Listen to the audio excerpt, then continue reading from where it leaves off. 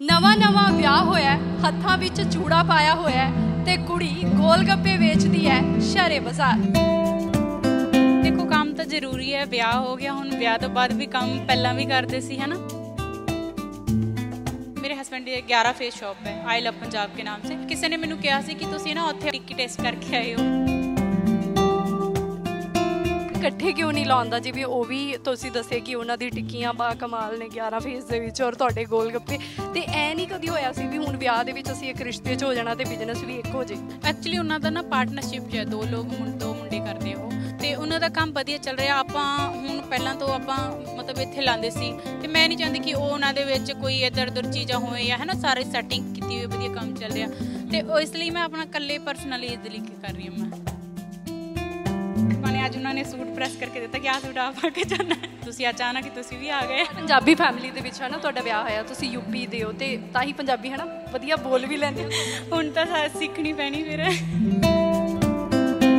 बचपन तो ही मतलब ये है कि मैं बचपन तो ही पूरी मेहनत करती है जिन्ना कि काम मतलब बचपन तो ही मैं जो मैं लगा इन्नी कि बड़ी सी ना अपने पिंड जो मैं यूपी अपने मतलब उत्थे रहंदे सी उदों तो उदों बचपन तो ही मैं काम करन लगी सी। मेरी मम्मा भी नाल काम करांदी सी, कहंदे नाल काम करो।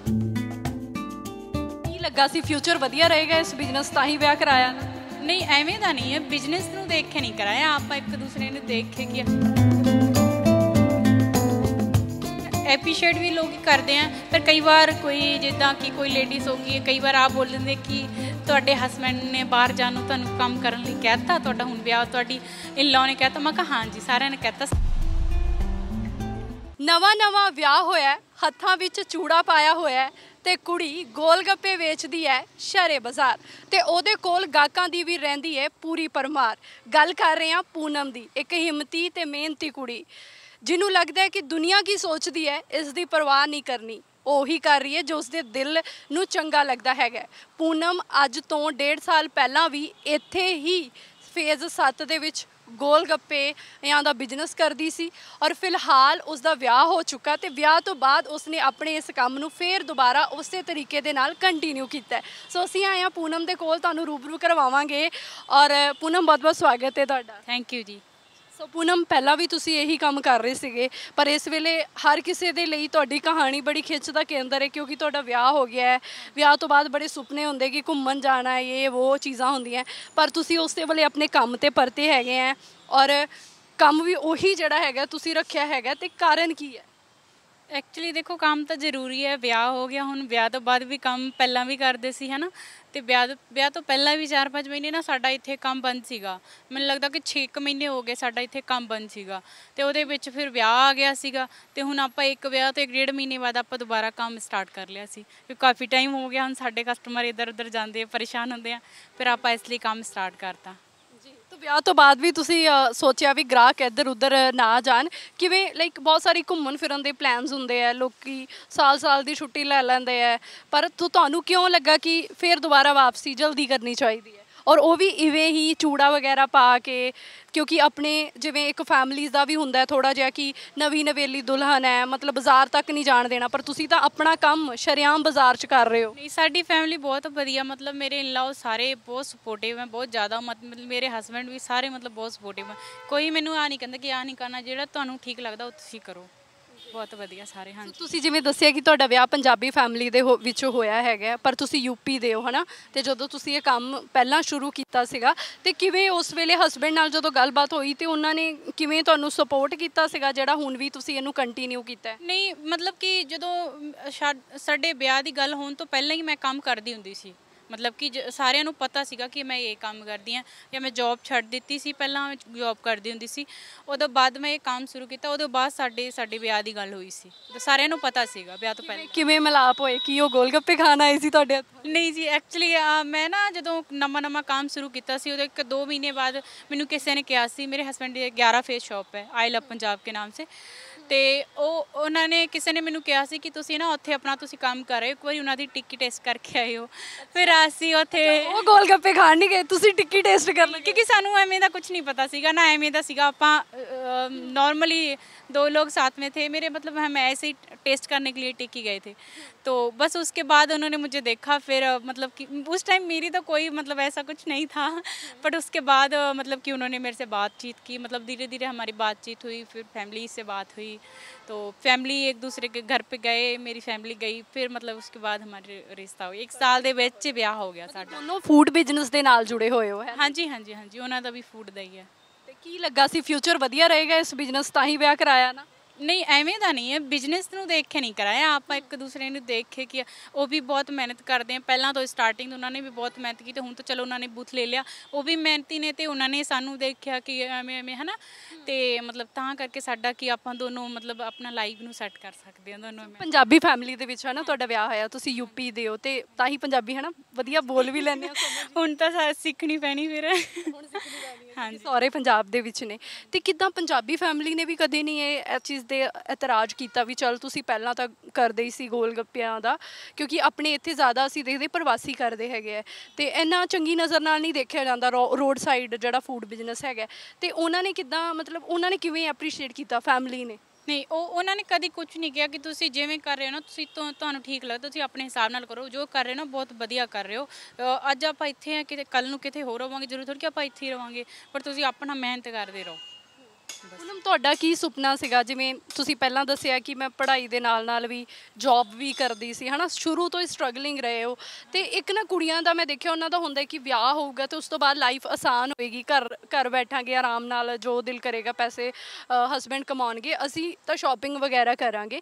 ਪਰ ਤੁਹਾਡਾ ਕਿਵੇਂ ਆ, ਲਾਈਕ ਤੁਸੀਂ ਨਾਲ ਹੀ ਮਿਹਨਤ ਸ਼ੁਰੂ ਕਰਤੀ, ਔਰ ਮੈਂ ਦੇਖਿਆ ਤੁਸੀਂ ਸਟਰਗਲ ਵੀ ਓਨਾ ਹੀ ਕਰ ਰਹੇ ਆ, ਆਟੋ ਦੇ ਵਿੱਚ ਗੋਲ ਗੱਪੇ ਲੈ ਕੇ ਆਉਣਾ, ਖੁਦ ਸਟਾਲ ਲਾਉਣਾ, ਸਾਰੇ ਦਾ ਸਾਰਾ ਮਤਲਬ ਆਪਣੇ ਸਿਰ ਤੇ ਦੇਖ ਰਹੇ ਹੈਗੇ ਆ, ਤੇ ਲਾਈਕ ਕਿੱਦਾਂ ਦੇ ਸੁਪਨੇ ਸੀਗੇ, ਜਾਂ ਇਵੇਂ ਹੀ ਲੱਗਦਾ ਸੀ ਕਿ ਮਿਹਨਤ ਕਰਨੀ ਹੈ? ਨਹੀਂ ਜੀ, ਕਿਉਂਕਿ ਮੇਰੀ ਨਾ ਪਹਿਲਾਂ ਤੋਂ ਹੀ ਬਚਪਨ ਤੋਂ ਹੀ ਮਤਲਬ ਮੇਰੀ ਮਿਹਨਤ ਕਰਨ ਦੀ ਆਦਤ ਹੈ, ਮੈਂ ਕਿਸੇ ਤੋਂ ਉੱਪਰ ਉਹ ਨਹੀਂ ਰਹਿੰਦੀ ਕਿ ਇਹਨੇ ਕਰਨਾ, ਜਿਹੜਾ ਕੰਮ ਮੇਰੇ ਹਿੱਸੇ ਆਉਂਦਾ ਮੈਂ ਉਹ ਕਰਦੀ ਹਾਂ, ਉਹ ਨਹੀਂ ਹੈ ਕਿ ਉਹਨੇ ਕਰਨਾ। ਹੁਣ ਮੇਰਾ ਵਿਆਹ ਹੋ ਗਿਆ, ਹੁਣ ਘਰੇ ਬੈਠਾ ਸਾਰਾ ਦਿਨ ਮੈਂ ਬੇਲੀ ਰਵਾਂ, ਨਹੀਂ ਜੀ, ਮੈਂ ਜਿੰਨਾ ਕੰਮ ਕਰਦੀ ਸੀ ਪਹਿਲਾਂ, ਜਿਹੜਾ ਮੇਰੇ ਹਿੱਸੇ ਕੰਮ ਆਉਂਦਾ ਉਹ ਮੈਂ ਆਪ ਕਰੂੰਗੀ।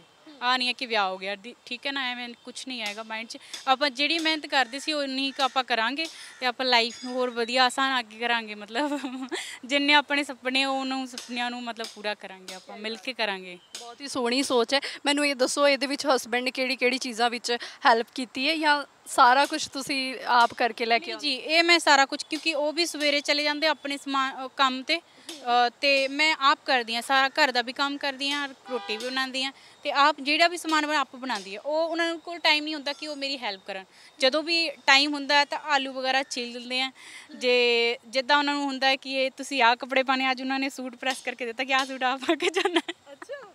ਹਾਂਜੀ, ਤੇ ਮੈਨੂੰ ਨਹੀਂ ਪਤਾ ਕਿ ਮੈਂ ਆਹ ਸੂਟ, ਮੈਂ ਕਿਹਾ ਨਹੀਂ, ਕਹਿੰਦੇ ਆਹ ਵਾਲਾ ਪਾ ਕੇ ਜਾਇਓ ਸੂਟ, ਮੈਨੂੰ ਨਹੀਂ ਪਤਾ ਤੁਸੀਂ ਆਉਣਾ ਵੀ ਹੈਗਾ, ਮੈਨੂੰ ਤਾਂ ਕੁਝ ਪਤਾ ਹੀ ਨਹੀਂ ਸੀ ਤੁਸੀਂ ਆ ਗਏ ਹੈ ਨਾ, ਅਤੇ ਮੈਂ ਤਾਂ ਨੋਰਮਲੀ ਕਾਟਨ 'ਤੇ ਸੂਟ ਪਾ ਕੇ ਆ ਜਾਂਦੀ ਹਾਂ, ਅਤੇ ਕਹਿੰਦੇ ਆਹ ਸੂਟ ਪਾ ਕੇ ਜਾਣਾ, ਤੁਸੀਂ ਅਚਾਨਕ ਕਿ ਤੁਸੀਂ ਵੀ ਆ ਗਏ। ਸਾਡੇ ਵੱਲੋਂ ਕੰਪਲੀਮੈਂਟ ਵੀ ਹੈ, ਬਹੁਤ ਸੋਹਣੀ ਚੋਇਸ ਹੈ, ਬਹੁਤ ਸੋਹਣਾ ਲੱਗ ਰਿਹਾ ਸੂਟ ਇਹ ਤੁਹਾਡੇ 'ਤੇ ਖਿੜਦੇ ਕਹਿੰਦੇ ਆ ਕਿ ਆਹ ਸੂਟ ਪਾ ਕੇ ਜਾਇਓ ਅੱਜ, ਮੈਂ ਕਿਹਾ ਮੈਂ ਗਰਮੀ ਲੱਗੀ, ਕਹਿੰਦੇ ਕਿ ਕੋਈ ਗੱਲ ਨਹੀਂ ਠੀਕ ਹੈਗਾ, ਇਹ ਪਾ ਕੇ ਜਾਇਓ ਅੱਜ। ਅਤੇ ਜਦੋਂ ਵੀ ਉਹਨਾਂ ਦੇ ਕੋਲ ਟਾਈਮ ਹੁੰਦਾ ਉਦੋਂ ਹੈਲਪ ਕਰਦੇ, ਜਦੋਂ ਉਹ ਵੀ ਬਿਜ਼ੀ ਆ ਫਿਰ ਤਾਂ ਆਪਾਂ ਕਰਨਾ ਹੀ ਪੈਂਦਾ ਹੈ ਨਾ, ਐਵੇਂ। ਅੱਛਾ, ਇਕੱਠੇ ਕਿਉਂ ਨਹੀਂ ਲਾਉਂਦਾ? ਜਿਵੇਂ ਉਹ ਵੀ ਤੁਸੀਂ ਦੱਸਿਆ ਕਿ ਉਹਨਾਂ ਦੀ ਟਿੱਕੀਆਂ ਬਾ ਕਮਾਲ ਨੇ 11 ਫੇਸ ਦੇ ਵਿੱਚ, ਔਰ ਤੁਹਾਡੇ ਗੋਲ ਗੱਪੇ, ਤੇ ਐ ਨਹੀਂ ਕਦੀ ਹੋਇਆ ਸੀ ਵੀ ਹੁਣ ਵਿਆਹ ਦੇ ਵਿੱਚ ਅਸੀਂ ਇੱਕ ਰਿਸ਼ਤੇ 'ਚ ਹੋ ਜਾਣਾ ਤੇ ਬਿਜ਼ਨਸ ਵੀ ਇੱਕ ਹੋ ਜੇ? ਹਾਂਜੀ, ਐਕਚੁਅਲੀ ਉਹਨਾਂ ਦਾ ਨਾ ਪਾਰਟਨਰਸ਼ਿਪ 'ਚ ਹੈ, 2 ਮੁੰਡੇ ਕਰਦੇ ਉਹ, ਅਤੇ ਉਹਨਾਂ ਦਾ ਕੰਮ ਵਧੀਆ ਚੱਲ ਰਿਹਾ। ਆਪਾਂ ਹੁਣ ਪਹਿਲਾਂ ਤੋਂ ਆਪਾਂ ਮਤਲਬ ਇੱਥੇ ਲਾਉਂਦੇ ਸੀ, ਅਤੇ ਮੈਂ ਨਹੀਂ ਚਾਹੁੰਦੀ ਕਿ ਉਹ ਉਹਨਾਂ ਦੇ ਵਿੱਚ ਕੋਈ ਇੱਧਰ ਉੱਧਰ ਚੀਜ਼ਾਂ ਹੋਏ ਜਾਂ ਹੈ ਨਾ, ਸਾਰੇ ਸੈਟਿੰਗ ਕੀਤੀ ਹੋਈ ਵਧੀਆ ਕੰਮ ਚੱਲ ਰਿਹਾ, ਅਤੇ ਇਸ ਲਈ ਮੈਂ ਆਪਣਾ ਇਕੱਲੇ ਪਰਸਨਲੀ ਇਹਦੇ ਲਈ ਕਰ ਰਹੀ ਹਾਂ। ਮੈਂ ਬਹੁਤ ਹੀ ਸੋਹਣੀ ਅੰਡਰਸਟੈਂਡਿੰਗ ਹੈ, ਕਿੱਦਾਂ ਆਈ ਮਤਲਬ? ਉਹ ਕਹਿੰਦੇ ਵੀ ਹੈ ਕਈ ਵਾਰੀ ਕਿ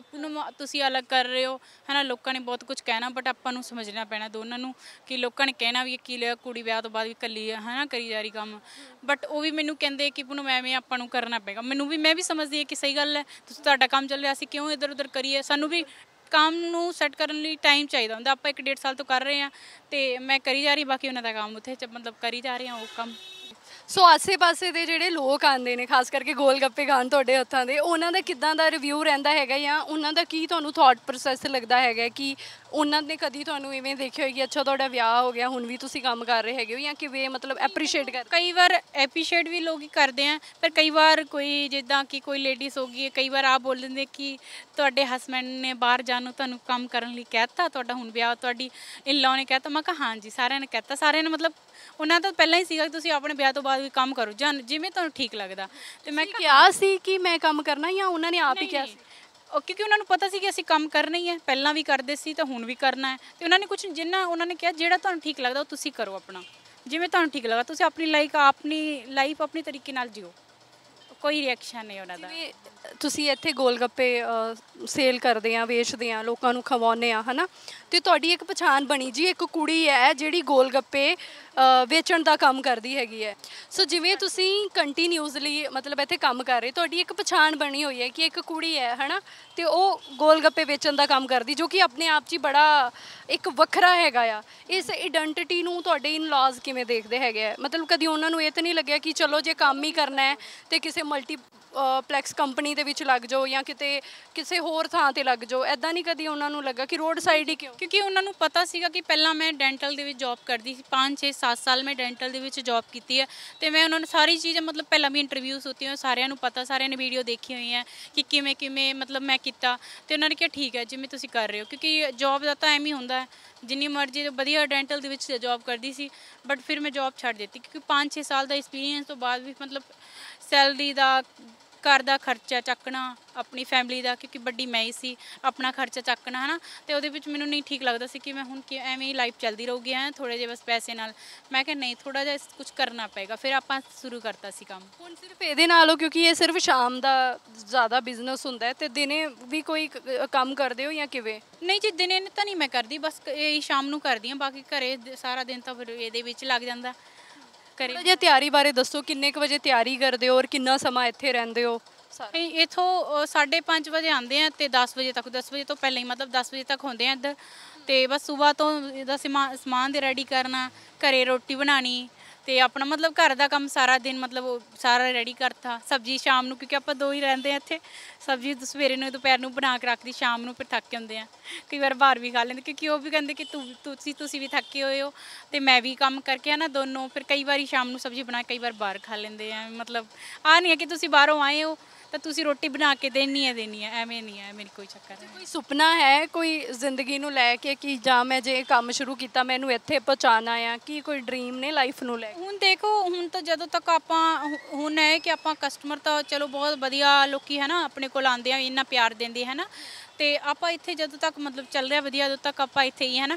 ਬਾਕੀ ਆਪਾਂ ਕੋਈ ਦੇਖਾਂਗੇ, ਕੋਈ ਵਧੀਆ ਜਗ੍ਹਾ ਮਿਲਦੀ ਆਪਾਂ ਨੂੰ, ਲੋਕੇਸ਼ਨ ਵਧੀਆ, ਫਿਰ ਦੇਖਾਂਗੇ ਆਪਾਂ ਉਹਦੇ ਲਈ, ਉੱਥੇ ਆਪਾਂ ਕੰਮ ਸੈੱਟ ਕਰਾਂਗੇ। ਹੁਣ ਤਾਂ ਇੱਥੇ ਤਾਂ ਚੱਲ ਰਿਹਾ ਜਿਵੇਂ ਚੱਲ ਰਿਹਾ ਹੈ ਨਾ। ਹਾਂਜੀ, ਤਾਂ ਮਤਲਬ ਪੂਰੀ ਹੈ ਵੀ ਇੱਕ ਇਹਨੂੰ ਸੈਟਲ ਕਰਨਾ ਹੈ ਅੱਗੇ। ਹਾਂਜੀ ਹਾਂਜੀ ਬਿਲਕੁਲ, ਇੱਕ ਮਤਲਬ ਕਿ ਹਾਂ ਕਸਟਮਰ ਨੂੰ ਪਤਾ ਹੈ ਕਿ ਹਾਂ ਉੱਥੇ ਜਾਣਾ ਹੈ, ਫਿਰ ਆਪਾਂ ਦੇਖਾਂਗੇ, ਪਰ ਹਜੇ ਆਪਾਂ ਇੱਥੇ ਹੀ ਆ। ਬਹੁਤ ਸਾਰੀਆਂ ਕੁੜੀਆਂ ਹੁੰਦੀਆਂ ਨੇ ਜਿਹੜੀਆਂ ਆਪਣੇ ਸੁਪਨੇ ਛੱਡ ਕੇ ਜਾਂ ਤਾਂ ਘਰ ਸੰਭਾਲਣ ਲੱਗ ਜਾਂਦੀਆਂ ਨੇ ਜਾਂ ਆਪਣੇ ਸੁਪਨਿਆਂ ਨੂੰ ਖਤਮ ਕਰ ਦਿੰਦੀਆਂ ਹੈਗੀਆਂ ਨੇ, ਬਾਅਦ 'ਚ ਉਹਨਾਂ ਨੂੰ ਲਾਈਫ 'ਚ ਬੜੀ ਡਿਸਅਪੋਇੰਟਮੈਂਟ ਵੀ ਹੁੰਦੀ ਹੈ। ਕੀ ਕਹਿਣਾ ਚਾਹੋਗੇ? ਐਕਚੁਅਲੀ ਮੈਂ ਉਹ ਕੁੜੀਆਂ ਵਿੱਚ ਨਹੀਂ ਹੈ, ਕਿਉਂਕਿ ਮੈਨੂੰ ਇਹ ਨਹੀਂ ਹੈ ਕਿ ਮੈਂ ਘਰੇ ਜਿਹੜੇ ਰੋਟੀ ਬਣਾ ਲਈ, ਕੱਪੜੇ ਧੋਲੇ, ਜਾਂ ਤੁਸੀਂ ਨਹਾ ਧੋ ਕੇ ਘਰੇ ਬੈਠ ਗਏ, ਉਹ ਚੀਜ਼ ਮੈਨੂੰ ਠੀਕ ਨਹੀਂ ਲੱਗਦੀ ਕਿ ਮੈਂ ਇਹਦੇ ਕੰਮ ਦੇ ਵਿੱਚ ਮੇਰੀ ਲਾਈਫ ਕਰ ਜਾਣੀ, ਮੈਨੂੰ ਉਹ ਨਹੀਂ, ਮੈਂ ਨਹੀਂ ਕਰ ਸਕਦੀ। ਉਹਨਾਂ ਨੂੰ ਕੀ ਕਹਿਣਾ ਚਾਹਾਂ? ਦੇਖੋ ਆਪਣੇ ਹਰ ਦੇ ਮਤਲਬ ਕਿ ਹਰ ਕਿਸੇ ਦੀ ਆਪਣੀ ਸੋਚ ਹੁੰਦੀ ਹੈ ਕਿ ਕੁੜੀਆਂ ਕਹਿੰਦੀ ਕਿ ਰੋਟੀ ਬਣਾ ਲਈ ਹੈ ਨਾ, ਆਪਾਂ ਆਰਾਮ ਨਾਲ ਸੋ ਰਹੇ ਹਾਂ, ਪਰ ਮੈਂ ਬਿਲਕੁਲ ਵੀ ਇਹ ਚੀਜ਼ ਨਹੀਂ। ਮੈਂ ਮਤਲਬ ਕਿ ਦੇਖੋ ਸੌਣ ਨਾਲ ਕੀ ਜ਼ਿੰਦਗੀ ਨਿਕਲ ਜਾਣੀ ਹੈ ਨਾ, ਪਰ ਤੁਸੀਂ ਕੁਝ ਕਰੋਗੇ ਤੇ ਦੁਨੀਆ ਵਿੱਚ ਨਾਮ ਹੀ ਰਹਿ ਜਾਂਦਾ, ਹੋਰ ਕੁਝ ਨਹੀਂ ਰਹਿ ਜਾਊਗਾ। ਤੇ ਬਸ ਇਹੀ ਹੈ ਕਿ ਮੈਂ ਬਚਪਨ ਤੋਂ ਹੀ ਮਤਲਬ ਇਹ ਹੈ ਕਿ ਮੈਂ ਬਚਪਨ ਤੋਂ ਹੀ ਪੂਰੀ ਮਿਹਨਤ ਕਰਦੀ ਹਾਂ, ਜਿੰਨਾ ਕਿ ਕੰਮ ਮਤਲਬ ਬਚਪਨ ਤੋਂ ਹੀ ਮੈਂ ਜਦੋਂ ਮੈਨੂੰ ਲੱਗਦਾ ਇੰਨੀ ਕੁ ਵੱਡੀ ਸੀ ਨਾ ਆਪਣੇ ਪਿੰਡ, ਜਦੋਂ ਮੈਂ ਯੂਪੀ ਆਪਣੇ ਮਤਲਬ ਉੱਥੇ ਰਹਿੰਦੇ ਸੀ ਉਦੋਂ, ਤਾਂ ਉਦੋਂ ਬਚਪਨ ਤੋਂ ਹੀ ਮੈਂ ਕੰਮ ਕਰਨ ਲੱਗੀ ਸੀ। ਮੇਰੀ ਮੰਮਾ ਵੀ ਨਾਲ ਕੰਮ ਕਰਾਉਂਦੀ ਸੀ, ਕਹਿੰਦੇ ਨਾਲ ਕੰਮ ਕਰੋ, ਮਤਲਬ ਕਰਦੇ ਸੀ ਆਪਾਂ ਪਹਿਲਾਂ ਤੋਂ ਹੀ, ਤੇ ਹੁਣ ਵੀ ਆਪਾਂ ਆਪਣੇ ਹਿੱਸੇ ਕੰਮ ਆਉਂਦਾ ਉਹ ਆਪਾਂ ਕਰਦੇ ਹਾਂ। ਪਹਿਲਾਂ ਵੀ ਮਿਹਨਤ ਕਰਦੀ ਸੀ ਤੇ ਬਾਕੀ ਜਿਹੜੀ ਪਹਿਲਾਂ ਵੀ ਇੰਟਰਵਿਊਜ਼ ਹੋਈਆਂ ਲੋਕਾਂ ਨੇ ਦੇਖਿਆ ਹੋਇਆ, ਤੇ ਐਡਰੈਸ ਆਪਣਾ ਉਹੀ ਹੈ 7 ਫੇਸ ਮੋਹਾਲੀ ਫਲਾਵਰ ਮਾਰਕੀਟ ਦੇ ਓਪੋਜ਼ਿਟ ਹੈ, ਬਿਲਕੁਲ ਬੂਥਾਂ ਦੇ ਕੋਰਨਰ 'ਤੇ ਹੀ ਹੈ। ਬਿਲਕੁਲ ਮਿਹਨਤ ਕਰਨ ਦੀ ਚਿਣਕ ਬਚਪਨ ਤੋਂ ਹੀ ਲੱਗੀ ਹੈ। ਥੈਂਕ ਯੂ ਪੂਨਮ, ਸਮਾਂ ਦੇਣ। ਥੈਂਕ ਯੂ ਜੀ, ਥੈਂਕ ਯੂ ਸੋ ਮਚ। ਜੀ ਸੋ ਦੋਸਤੋ ਇਹ ਸੀ ਸਾਡੇ ਨਾਲ ਪੂਨਮ ਜੋ ਯੂਪੀ ਦੇ ਰਹਿਣ ਵਾਲੇ ਸੀ। ਹਾਲ ਹੀ ਦੇ ਵਿੱਚ ਉਹਨਾਂ ਦਾ ਵਿਆਹ ਇੱਥੇ ਪੰਜਾਬੀ ਪਰਿਵਾਰ ਦੇ ਵਿੱਚ ਹੋਇਆ।